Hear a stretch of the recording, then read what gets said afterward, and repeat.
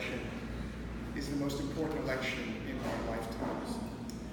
And it's especially important for us here because for once, the most important contests are ones in which our votes will not be wasted. I'm talking about the presidential race, and I'm talking about the 2 races for Senate. Because in both of those races, the prospects for a Democratic victory in Georgia are very real. And that makes it more important than ever that we focus on what our candidates should stand for. Because we have to admit that all of the calamity that the presidency of Donald Trump represents is an extension of problems that have been festering without due solutions under both Republican and Democratic presidencies and Democratic and Republican controls of Congress. Now, what I want to do today is to lay out what I hope to convince you are the real solutions to the problems that are afflicting us. And to moreover show that those solutions are things that have to be implemented if we are going to be able to solve the growing calamity facing us from climate change, the growing crisis pertaining to immigration, the increasing entrenchment of racial and gender disadvantage, and the failure to achieve true reproductive freedom. Now, the solutions in question are not alien to the Democratic Party. They were put forward by the greatest of Democratic Party presidents, Franklin Delano Roosevelt. And they were put forward at the very end of his presidency. In some respect, this program was something that had been anticipated by measures taken in the New Deal. But what Roosevelt finally advanced in his last speech to Congress was a call for a new social bill of rights that would not be encumbered by the limitations that many New Deal programs had. And there were twofold limitations. One is that these programs were introduced as emergency measures that would be suspended once the Great Depression was ended. And they were implemented in a way where compromises were made with none other than Southern Democrats, so that such measures as Social Security and public housing were crafted in a way that left African Americans and other minorities out in the cold. Now, Roosevelt put forward a call for a new social bill of rights that he recognized was something that was not covered in our Constitution and that had to be implemented if we were going to be able to pursue happiness in a democracy. And these involve the rights to employment at a fair wage, the rights to decent housing, the rights to education at all levels, the rights to health care, the rights to legal representation.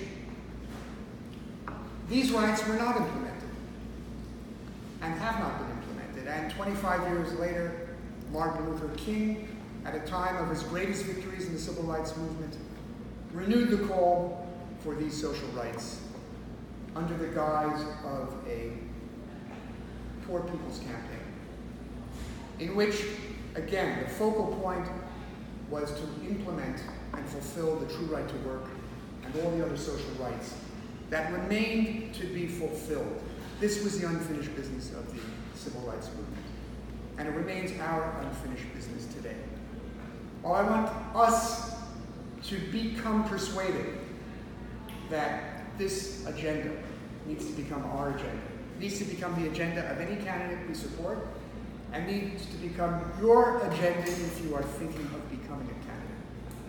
Now, the anchor of, and what I want to do today, as I mentioned, is to show how this agenda is necessary if we are going to solve the problems of impending climate change, if we are going to solve our immigration crisis, if we are going to finally overcome any remaining racial and gender disadvantage, and if we are going to really achieve full reproductive freedom. Now, the anchor of these rights is fulfillment of the true right to work. The right of anyone who wants a job to be able to find a job that will have a fair wage sufficient to allow them to exercise all their freedoms.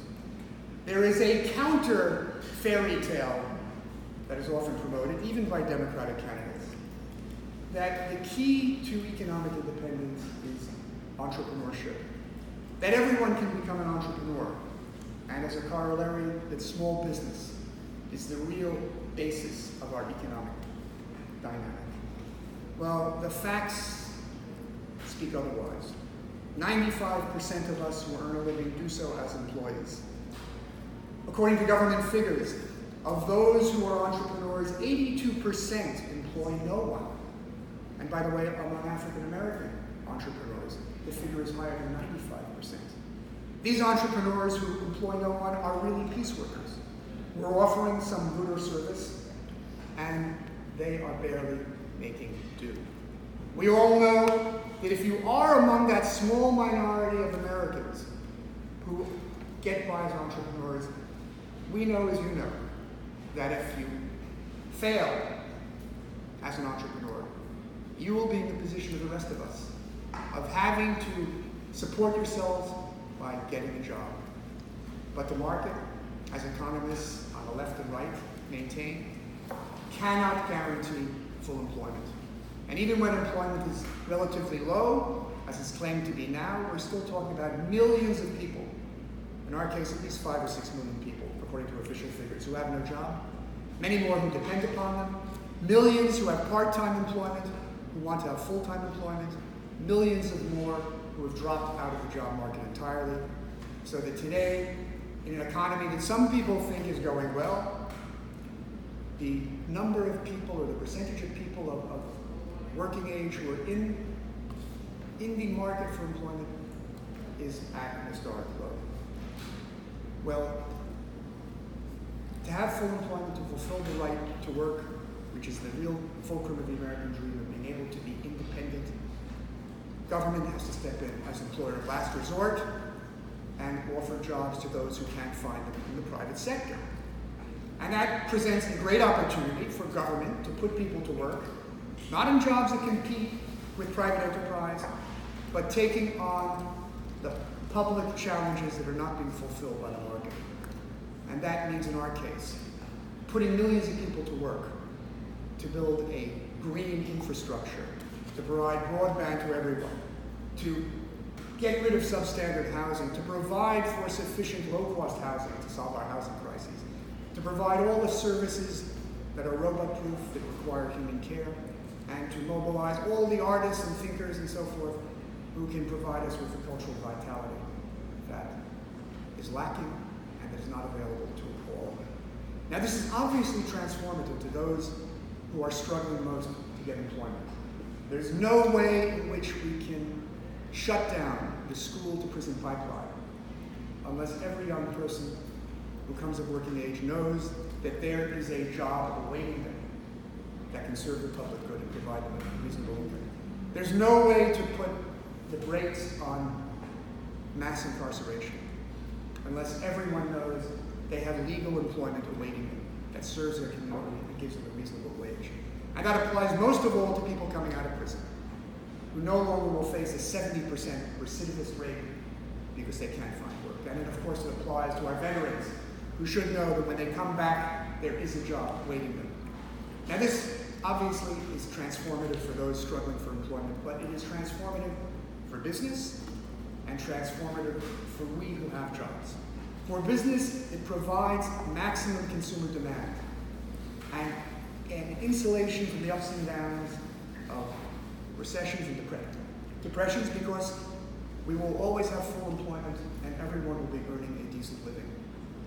On the other hand, for those of us who have work, we will no longer be facing the prospect of a reserve army of the unemployed taking our jobs if we stand up and fight for our rights or try to fight for better wages. We will have the tightest of all labor markets. We'll make it possible for we who have jobs to stand up for decent wages, better working conditions, and fight against discrimination, sexual harassment, and so forth on the job. Now, of course, in speaking about a federal job guarantee, we have to also be talking, obviously, about not extending poverty wages to everyone.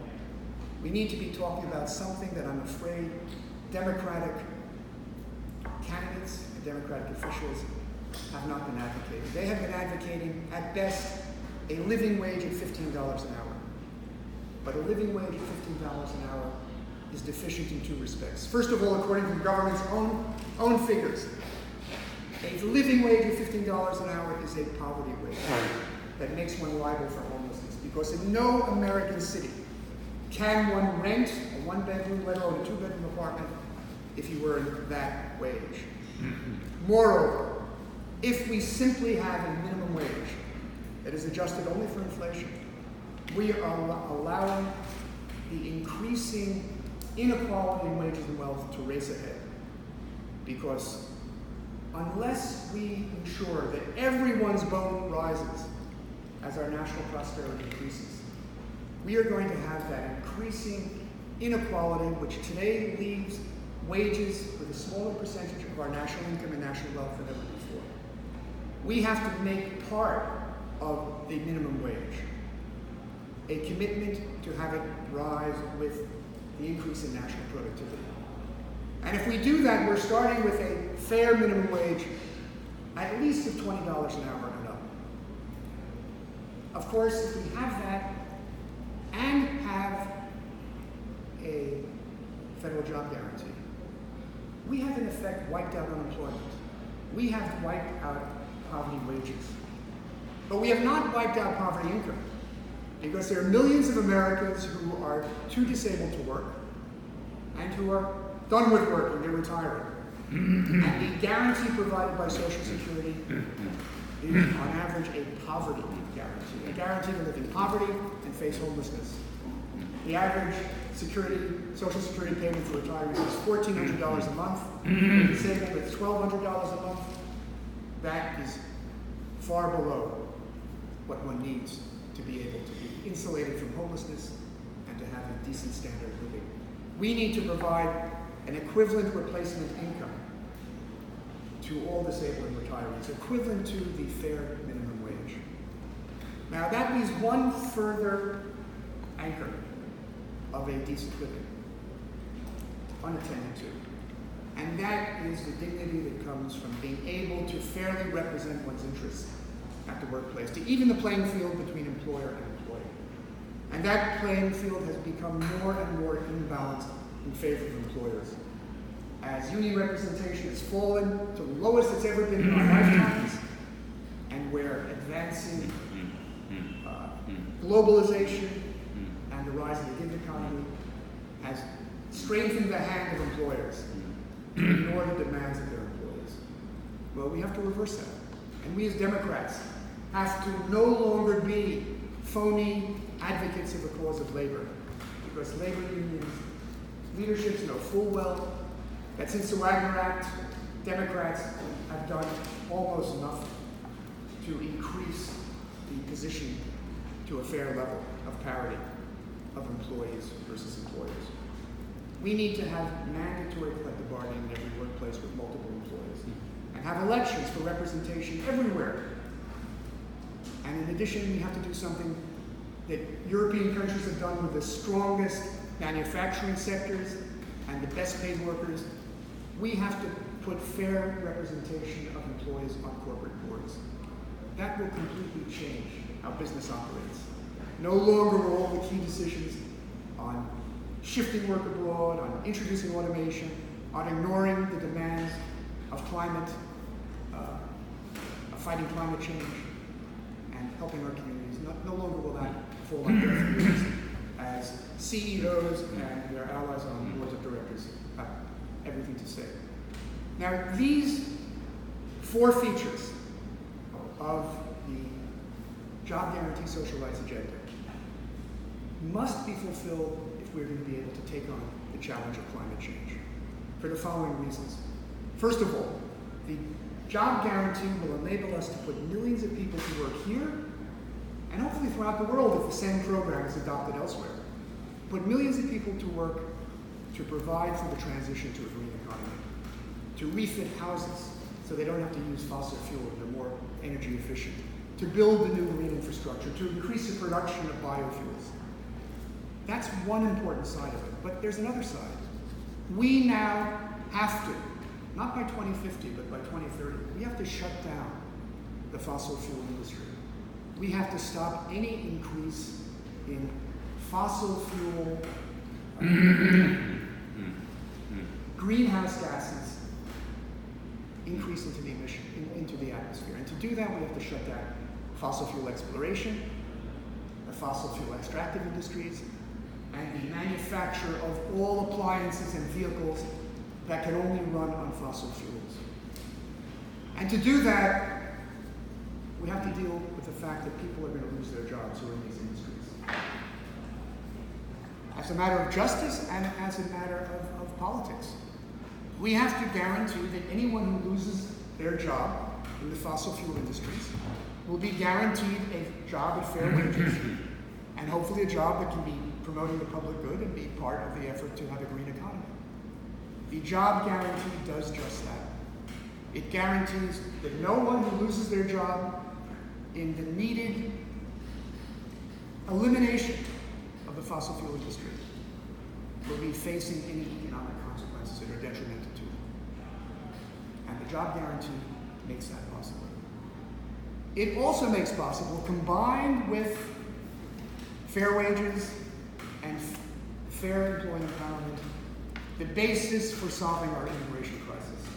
And the immigration crisis is a worldwide phenomenon in all the affluent nations, which even if they have much better safety nets than our own, even if they have free healthcare, free higher education, and so forth, they still have sectors of their population who are not only unemployed, but are facing pressures on affordability, on having wages that are not keeping up with inflation, and they are feeling threatened by immigration. And although it may be true that people in this room could say that immigrants are taking jobs that we do not want to take, all the jobs that immigrants are taking have been done by others. And there are many people who are struggling and who feel that the immigration crisis we're facing is one that threatens their livelihood. Just as when slavery was ended, poor whites in the South had reason to fear that their opportunities would be threatened by this new source of free labor in an economy that did not provide any job guarantee.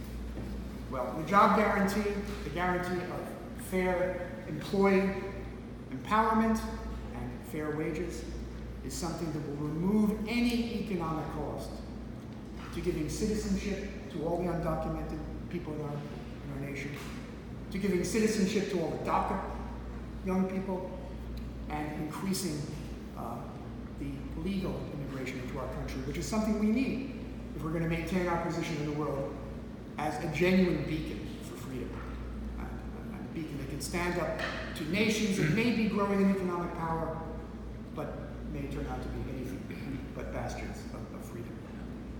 Now, obviously, the features I've just mentioned have an important impact in eliminating some of the pillars of the abiding racial disadvantage in our nation.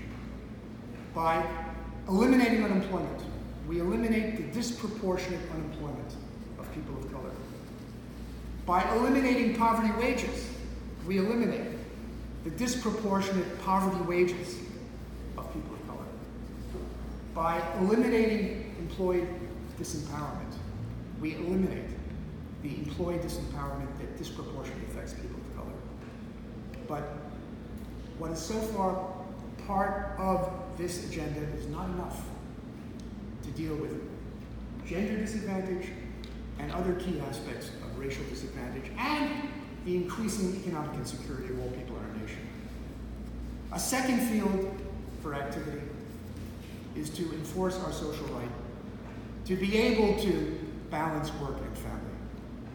And despite the fact that there has been for 50 years legislation for equal pay for equal work, despite the fact that thanks to Ruth Bader Ginsburg, the 14th Amendment Equal Protection Clause has been extended to gender in court decisions. Despite all of that, it's obvious that pay, retirement, wealth, and positions of power are not fairly distributed among men and women.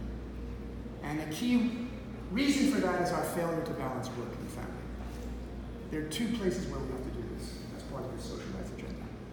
First, we have to do something that goes far beyond what the Clinton administration did in having family leave.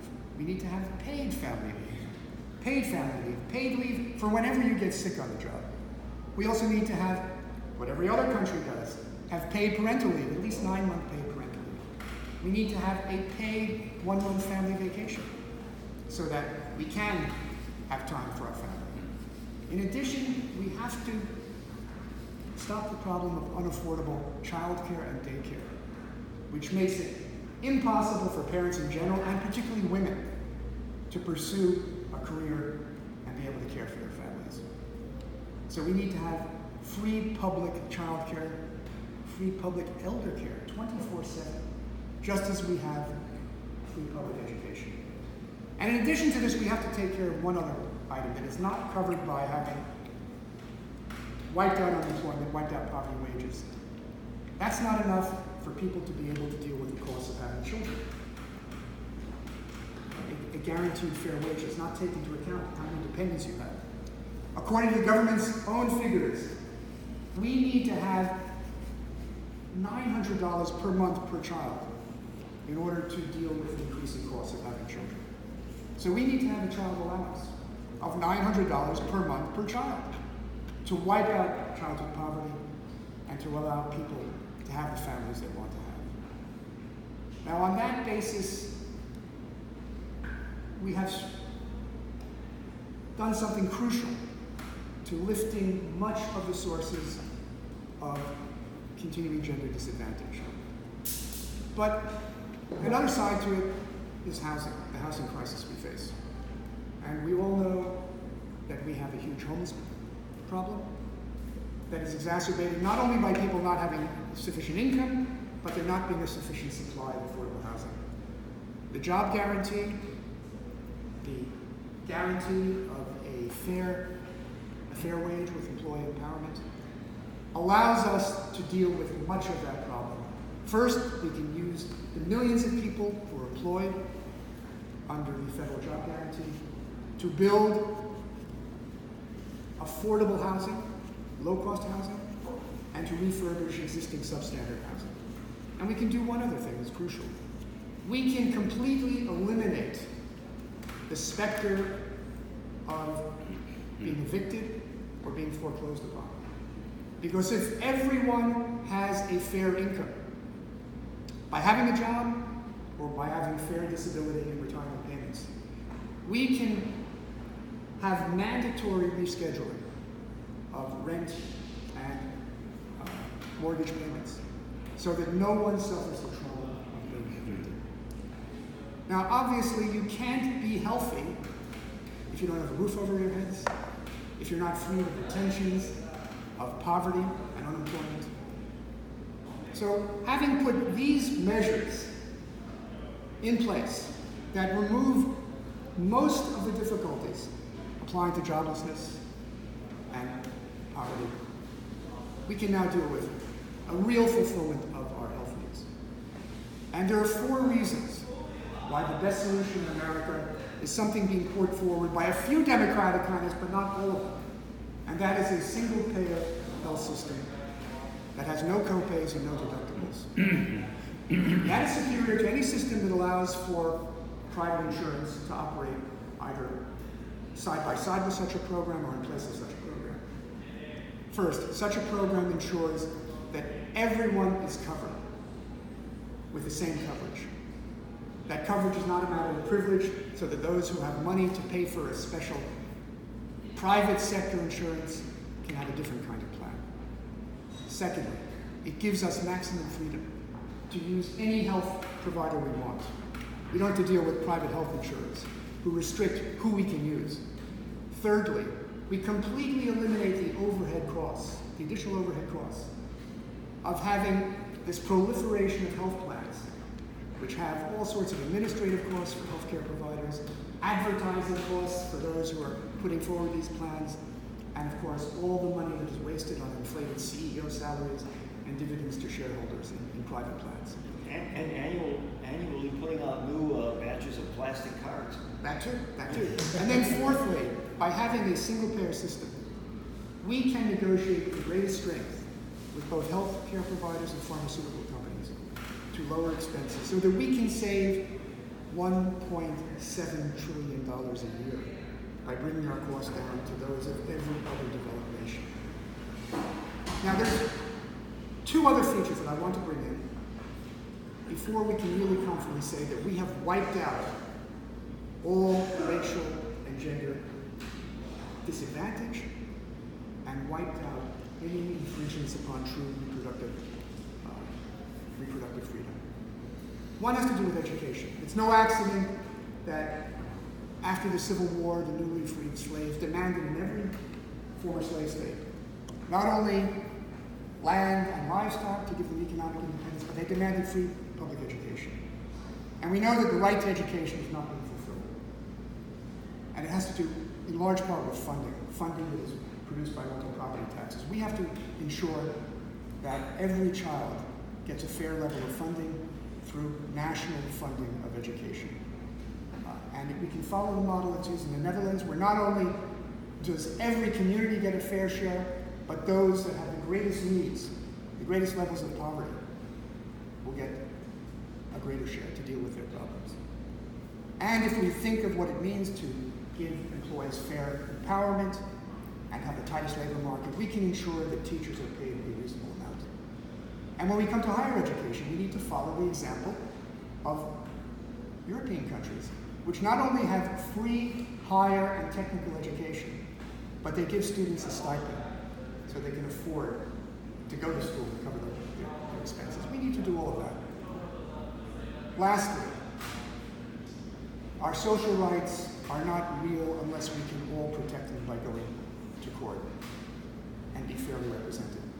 Our Constitution gives us the right to criminal representation, to representation in criminal cases. But we know that the way that that is implemented leaves those who have to rely upon publicly provided lawyers with far fewer resources and time to see their advocate than those who can buy a dream team.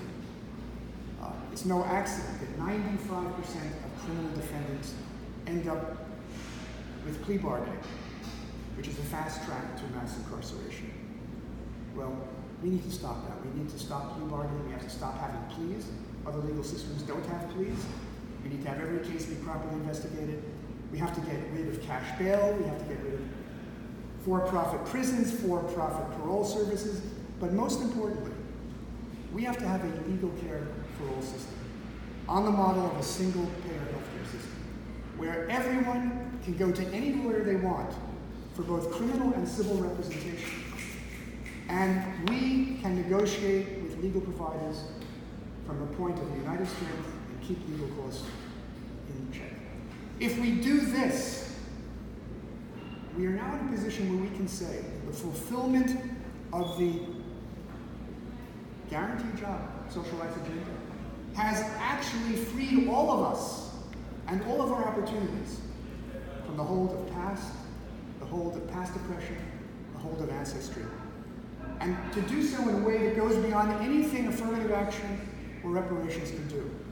Because this is something that benefits all, and benefits all in a permanent way, in an ongoing way. There's no expiration date to our rights. And lastly, regarding true reproductive freedom, that is not satisfied by having the right to abortion. Because if you have an unwanted pregnancy, you do not have reproductive freedom. If you are in a position where you do not feel you can have the children you want because you're worried about not being able to afford having them and being able to pursue your economic and political career, you do not have reproductive freedom, even if you have a right to abortion. Well, the social rights agenda has solved that problem.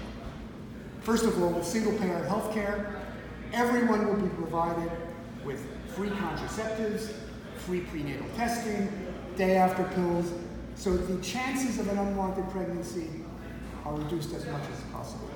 Secondly, by balancing work and family, by guaranteeing everyone employment or fair disability payments and the like, by having child allowances, by having free child care and free elder care, no one will face the problem of not being able to afford the children they want.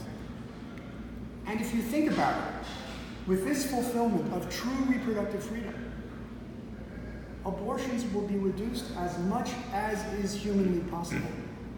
And for those who are opposing abortion, on the principle that a fetus is a human being, a future rational being, they have no argument against true reproductive freedom, because it turns out that true reproductive freedom is actually what is most pro-life. Banning abortion only puts abortion underground. It puts the lives of women at risk who have to go to unsafe procedures. But the full package of reproductive freedom turns out to make abortions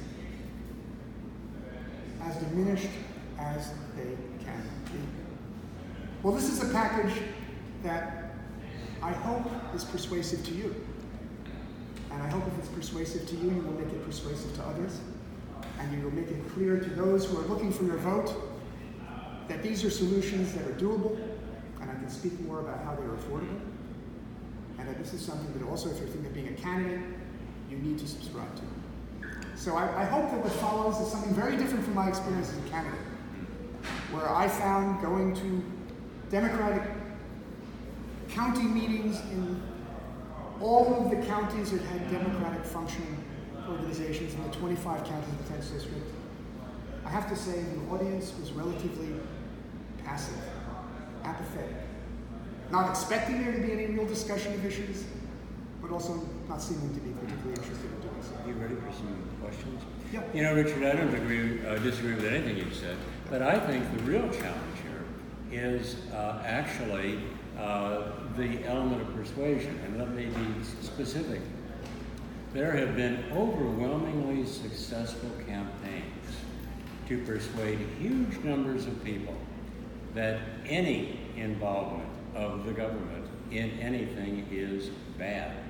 There have also been very successful campaigns to basically pilorize anybody who is perceived as receiving any, quote, benefit from government. So, and also, there are a lot of studies that even very poor people who are in desperate need, for example, of health care, their major concern is African Americans getting a benefit. They will literally prefer to die without health care rather than tolerate the notion that other people are getting a benefit.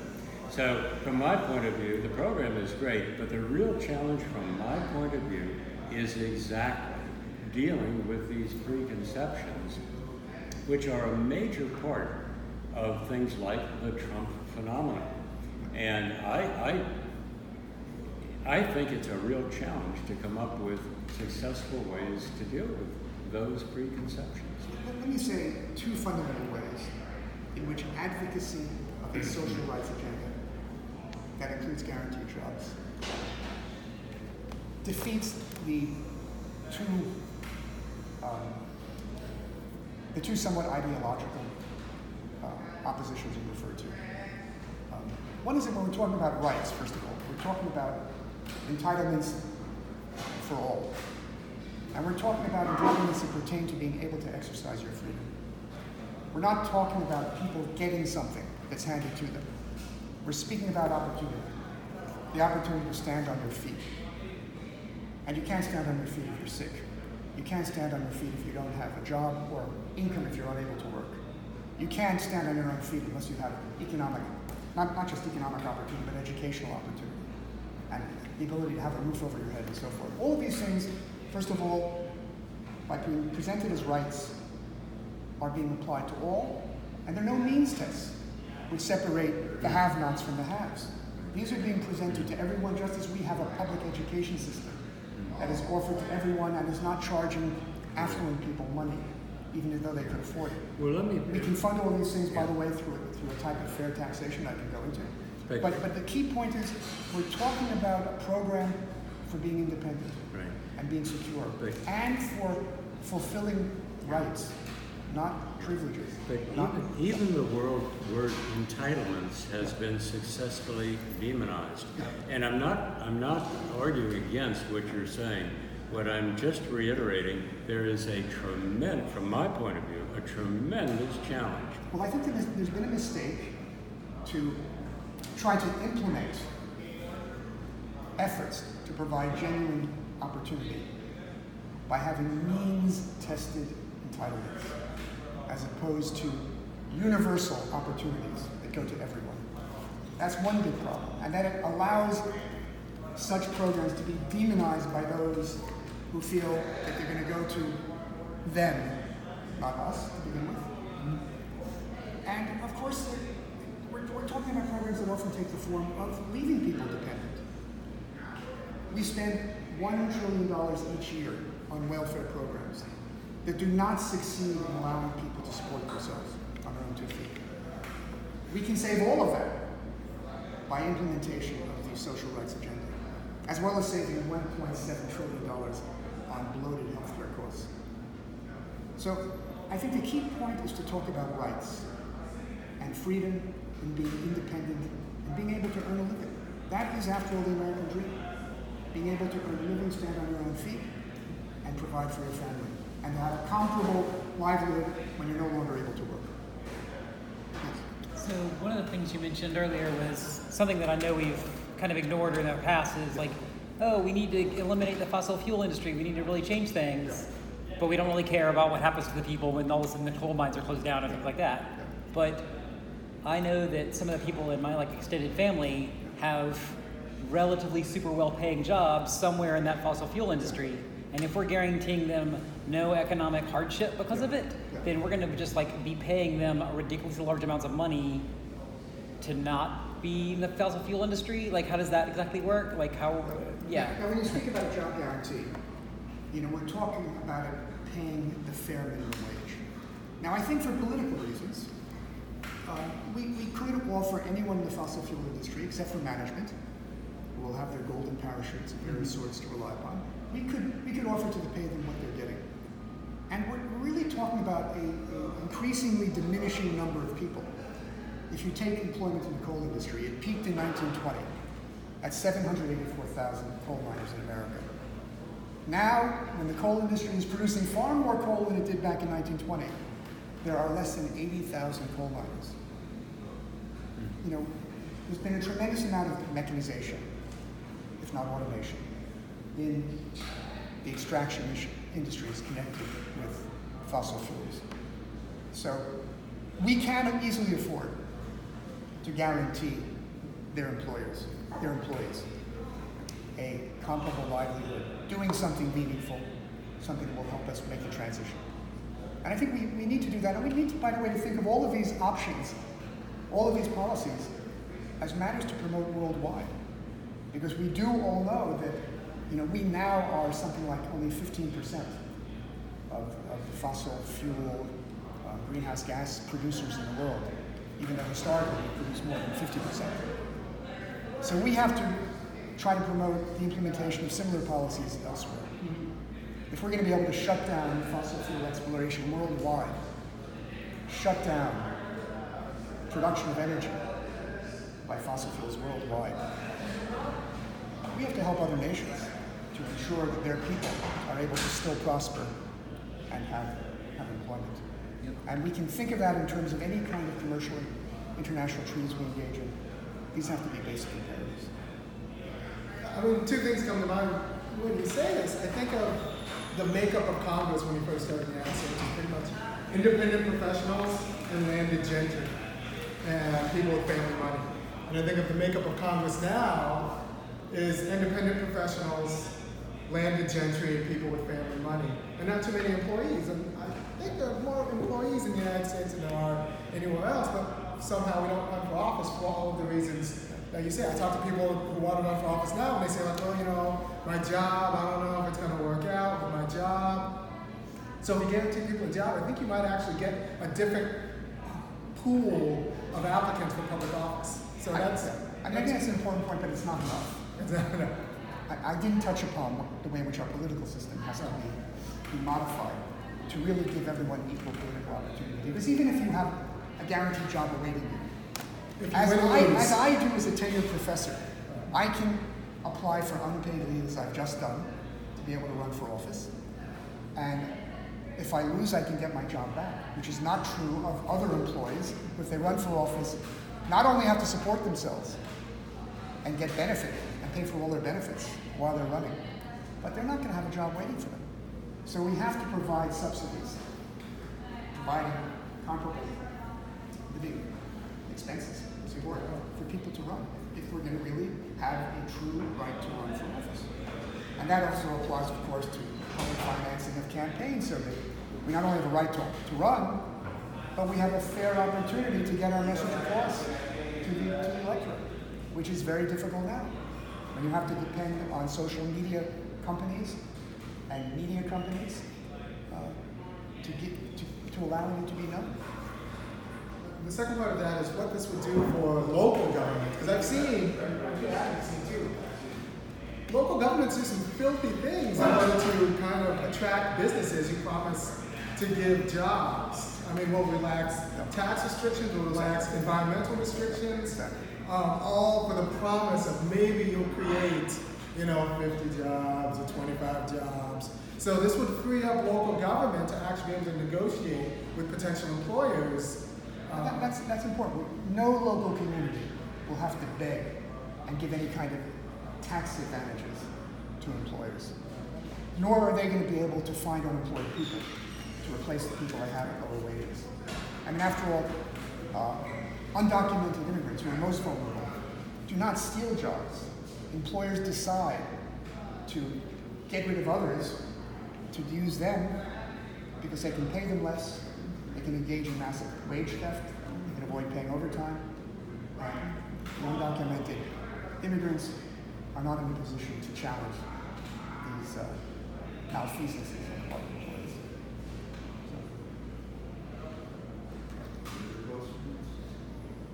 Now, none of you have asked about how we afford this. And I just want to point out, first of all, many of these programs pay for themselves. The guaranteed job program, the federal job guarantee, if we think of there being 10% unemployment, which it was officially under the Great Recession, which it might be if you include the people who are working part-time and they want full-time jobs and people who left. If you pay them $20 an hour, we're talking about $666 billion. The overhead cost of putting people to work in such programs, as shown during the New Deal, is about a third of the wage bill. So we're coming to something that gets us towards $900 billion. You would save $170 billion in unemployment benefits. You could also get rid of a lot of welfare programs. As I mentioned, they have a total cost of $1 trillion. Also, you save on the value of what is produced by putting these people to work. And if they maintain anything like normal levels of productivity, the value of what they produce will be equal or greater than what they're being paid. And there are all sorts of savings involved. On my calculations, which I could go out in further detail, the total bill for making the public investments necessary to fulfill this program would be about $1 trillion annually. Now, as I mentioned, our national private wealth is over $95 trillion. Our national income is getting close to $19 trillion. We could pay for all of this by taxes, which is not the only way. We could also engage in deficit spending. We could even use dealing with increasing our money supply. After all, when Lincoln and Roosevelt set to work defending the Union against domestic traders and foreign enemies, they didn't wait to have the tax revenues to pay for everything. But we can pay for it all with tax revenues, and we could free the bottom 90% of income and wealth entirely of any federal taxes and put the entire burden on the top 10% and particularly the top 1%, because they control about 3/4 of our national wealth and well over half of our national income. Richard, what occurs to me, and it's just my experience and my belief, and you may not share it, other people may not share it, but unfortunately in politics, and I think it's fairly clear and has been demonstrated, a tremendous number of people make their political decisions not on the basis of logic, data, reasoned arguments, they are emotional. I'm going to give an example of that. Many parts of the Farm Belt are being decimated as a result of the problems with the China trade. And yet if you watch interviews, it is true. Among other things, the suicide rate among farmers is now supposed to be 3 times the national rate. And you see interview after interview, I'm on the verge of losing the farm that's been in the family for 3 generations, but I'm still going to vote for Trump. And the only thing I want to point out there is that my experience is that if you want to make politically persuasive arguments, more often than not, you have to take very much into consideration the emotional, the psychological elements, and frequently it just isn't going to do the job to make the reasoned, factual arguments. And I'm not disputing anything that you've said, but my focus in political messaging, and I'm the first to confess I'm not good at it, is to try and find those emotional and psychological hooks that are going to be effective in getting the rational, the logical program accepted and supported. That is, I keep saying, I regard that as the biggest challenge in politics for all of us. I would agree that that is a huge challenge in politics, given how we do politics today. And I can say from my experience as a candidate, that the way the political process is organized, and the way in which the parties to electoral contests operate, proceeds in a way where there is no opportunity to hear any rational, detailed, informative account of the solutions to our problems. Candidates are not given time to lay out policies at length and make arguments for them. Even among Democratic county meetings, you know yourselves, there's very limited time given to candidates who might appear once in an electoral season. There's very little time for debate. Organizations such as Invincible, at least in the past, will give you just 5 minutes to say something, and then you're gone. Candidates will spend most of their time, as you know, talking about their personal history, and say very, very little about what they stand for and why what they stand for should be adopted.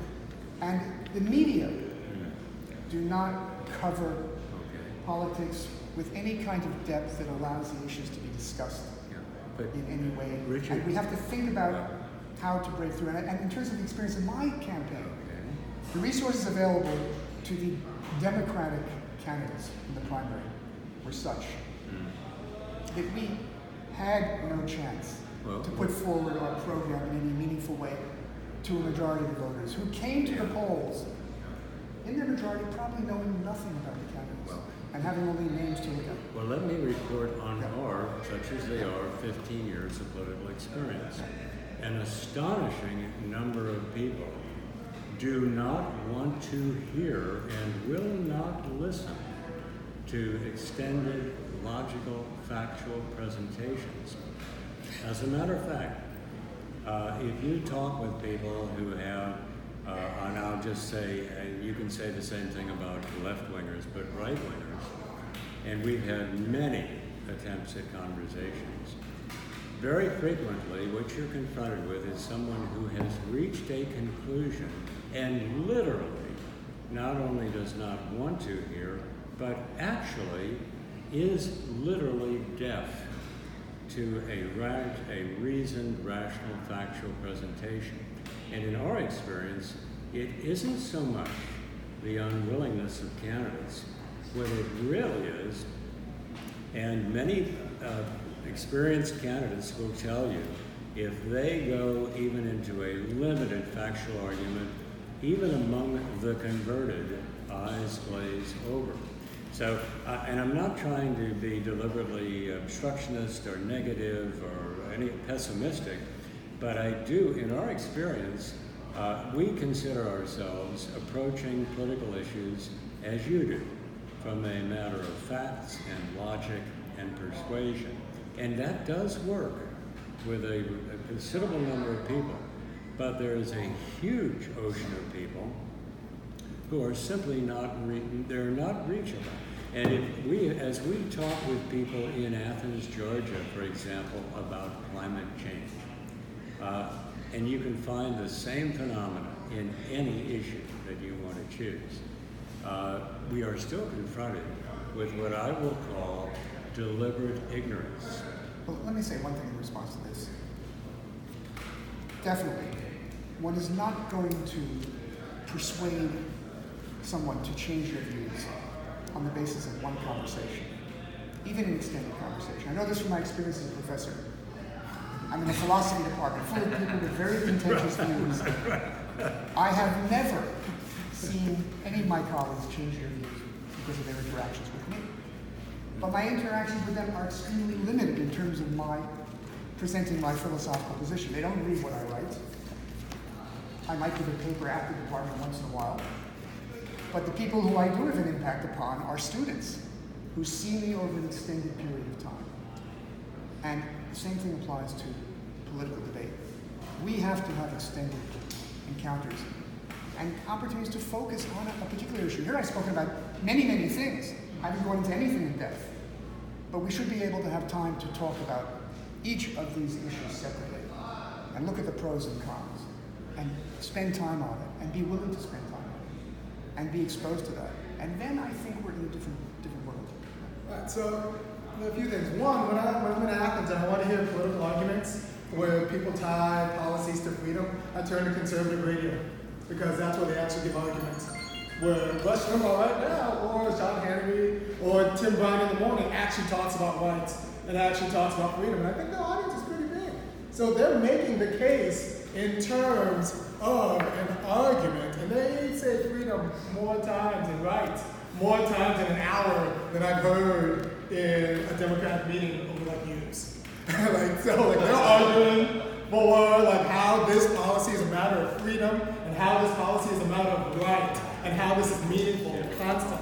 They're doing it right now because Republicans actually do listen to arguments about freedom. And we don't even give them. we don't, that's all they do, constantly. They have a distorted notion of what freedom entails, but because we've so ceded the argument to them, they control the ground. I was just thinking about we have Goldwater Democrats and Goldwater Republicans because Goldwater won about what freedom means. So now we just have just different varieties of Goldwater rights in America because I think there aren't enough people making the counter argument.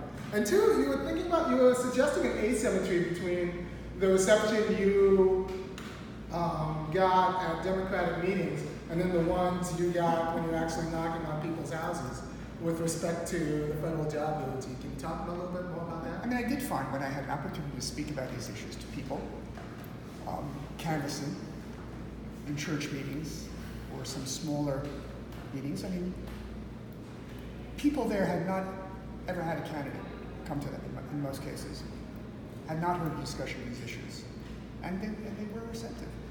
They were definitely receptive about issues concerning the jobs. That was something really of crucial significance to them. And they didn't raise any questions about, well, how are we going to pay for this? Are there increased taxes or anything like that?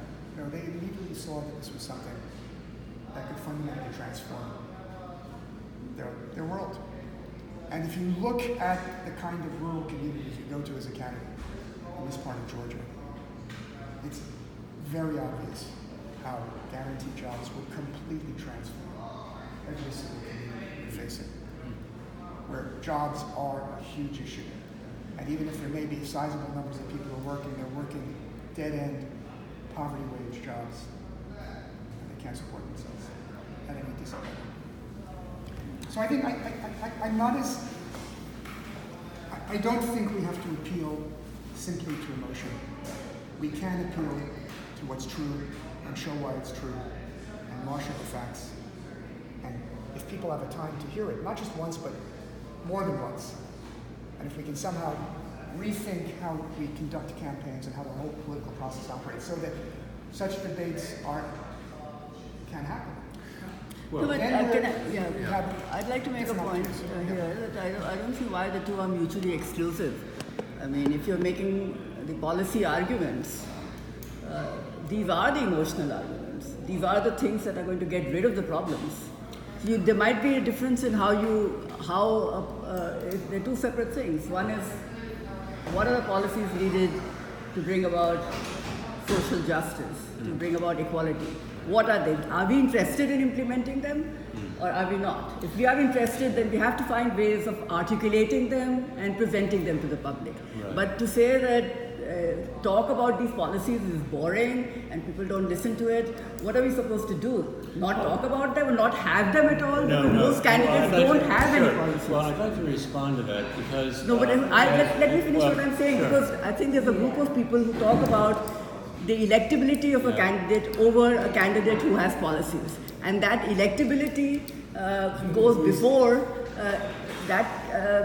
will make that people vote for that candidate even if that candidate doesn't have any policies. And I think there's a fundamental flaw in such thinking of people who are actually facing the problems and not armchair politicians who are debating and this group, that group and the other women's groups and various other groups. People who are actually facing the problems, as has been the experience of Richard in campaigning, they are not worried about electability or anything like that. They're not worried about how these programs will pay. They are worried about these policies being put into place so that their lives can begin to change once and for all. And nobody is bothered about that. None of the politicians, none of the Democratic, nobody talks about the problems of the poor. Because no, they can't be implemented. That's what most Democrats are saying. Let's get someone who will beat Trump, not somebody who will also beat Trump. And let's support someone who has the right policies. Let's support him so that he can beat Trump instead of finding someone who doesn't have the policies but who is so-called electable, whatever that means. Well, and I think there has to be some change in such thinking, particularly among the Democrats.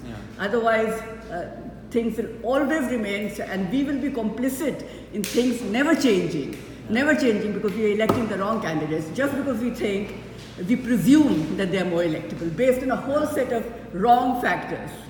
Well, look, the bottom line from my point of view is the only way to discover what works persuasively is what your husband is doing. You've got to go out and listen to people and be aware and learn pragmatically what approaches actually are successful. That's my conclusion. And that is a, quote, scientific way to discover how you make the persuasive case. And there are studies after studies about actually, to what extent do people actually change their minds, and under what circumstances and for what reasons do they change their minds? So, kind of going to the heart of this is something that I've seen be a problem all across society and all kinds of sticky points, is people seem to think that there is a best way to do things. Humans are too variable for there to be a best way of doing things. You need to have the people out there who are making the reasoned and whatever the word is, like hyperlogical argument, but you also need to have someone who believes basically the same thing, able to break down that exact same thing into a pure gut emotional thing to speak to a different set of people. Right. But then also somebody else be able to synthesize those two things and speak to the people who kind of have a little bit of, basically the problem is we have people who are kind of good at each of those, off in their own little silos, thinking that no, I need to be the one to do everything. And when I look at the Democratic candidates up there on the stage, I'm like, y'all need to get together and figure out how to do everything you're saying together, as opposed to this one person over here who might be an okay candidate, but it would be terrible in office, and this one person over here who would be great in office, but will never win the election. I don't know. It's just the problem of one-size-fits-allism, and that is endemic across our society, and I really don't know how to get past it. Yeah, and how can that be brought down to the level of the two candidates who are going to run for Senate in Georgia? When they run as a team, and one is going to face Purdue and one is going to face... Doug Collins. Thank you. Oh, Doug Collins. Yeah. Sure. I will say that I have a standing invitation to go to Tim Bryant's radio station because I was there once, and it went well. And we had a good time, and he got a lot of positive feedback. And he was like, "Look, anytime you want to come on." I can't get that same gig at NPR. Yeah. Like without a good, like they don't want like an actual debate. No, it's true. No, like I can go on Republican radio with a blowhard and they'll welcome me in and we can go at it and I can change minds there. But if I try to walk into like, you know, a high class space like NPR, like Alexa really doesn't want this kind of